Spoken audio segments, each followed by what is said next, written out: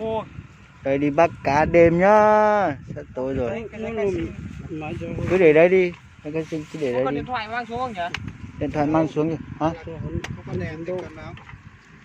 Cái đường này vào trong kia. Đi bắt cá nhá anh em nhá. Hôm nay đi bắt cá, đi chui vào trong cống này đi. Quay vào mặt ăn đủ ấy. Nhá, anh em xem nhá. Anh em xem đi bắt cá thế nào xong là Lấy đèn pin đi anh. Pin quay đâu? Còn pin bé này nữa hả? đi vào đi, đi vào đi. Vào hẳn cả một cống lên, hai cống lên. Một cống thôi. Cứ chui lên trên kia cũng được mà. Cùng ăn đủ đi bên này. Đi. Một con nào nó ăn đủ. Đây đây. Đây này. À, một phát này.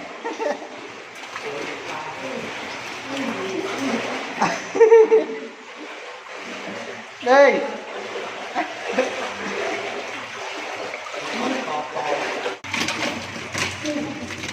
Nó chạy hết ra ngoài đây chứ.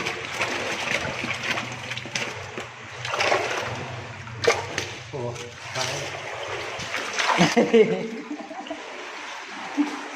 Ôi rồi. Cá đây này, cho ai lên đi.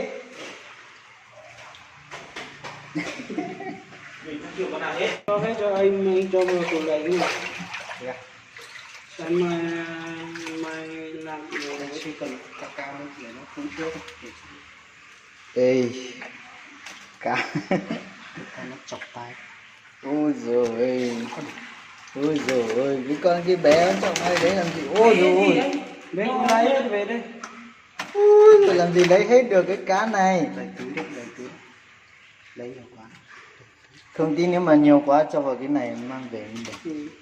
Mang vào cho tủ lạnh mai đủ má em tí em không bóc nữa đâu nhé. Em bóc nha. Cái kia tủ cá thôi á. Đây, ui rồi, toàn cá rô phi tôn. Đây. Mấy cái con bé kia lấy làm gì chồng ơi? Để ăn chứ. Anh yên tâm thôi nào. Cái con này không lấy à? Con to này không lấy à? Có, con lấy. Đây. Thích lấy thì lên trên này bắt đi. Đây, chồng ơi. Trên bắt trên này nó xuống này.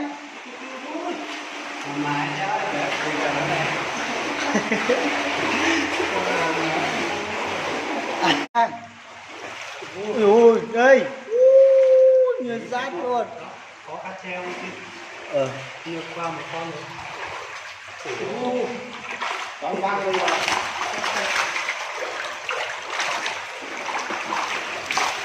Đây, lấy đi.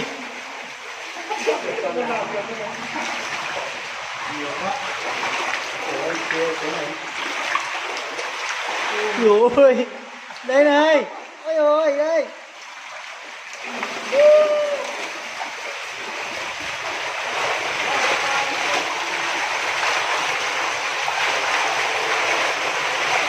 Ôi anh em ơi, toàn cá thôi. Ôi.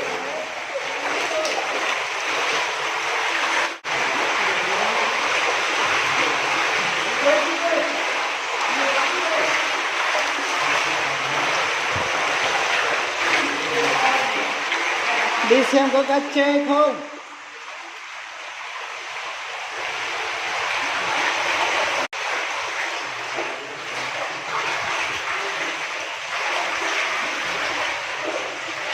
Trời ạ. Trời ơi là trời. Ôi dồi ôi.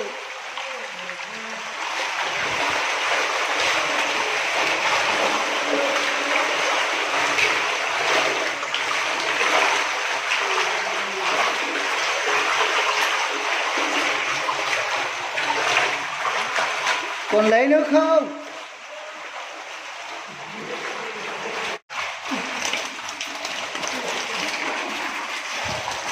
Đây. Ơi. Còn lấy không?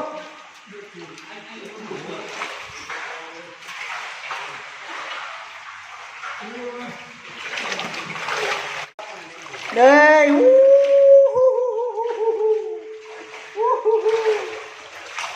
Em quay video cá này. đây toàn cá thôi anh em. Con cạp của nó này chết hết cá. Con to. Đây. Đây không phải đùa anh em đâu. Đừng quá anh em ơi. Ơi. Đi về đây, đi về đây. Đến rồi. Ôi về đi. Ui nhiều cá. Đây. Toàn cá là cá thôi anh em ở đây. Con này xác ra rồi. Đi về làm cơm ở đây. Ơi. Một tài kia nữa. Cái này nữa nha. Cá. Đây anh em đi bắt cá về đây thì nha, món này món rán này, hớt bia, cũng hớt bia thì nước canh ớt, xong là đấy uống bia nữa. Thế thôi anh em ạ, mùa dịch này chỉ có ăn cá cho nó tan hết dịch đi thôi. Mời anh em nhá. Rồi. Quên rồi. Thôi em có rồi mà anh. Tí rồi em lại thay trước rồi. Bây giờ Nào. thời chơi lại thời cổ ngày xưa, uống bằng bát thôi chứ không phải uống bằng cốc. Bây giờ chơi lại thời cổ cho các cháu nó biết. Thì bắt cá. Mình uống mà mình ăn luôn, không tí uống bia càng bụng hoàn được. Cạn đi uống. Đúng không? Mình ăn con cá này đi.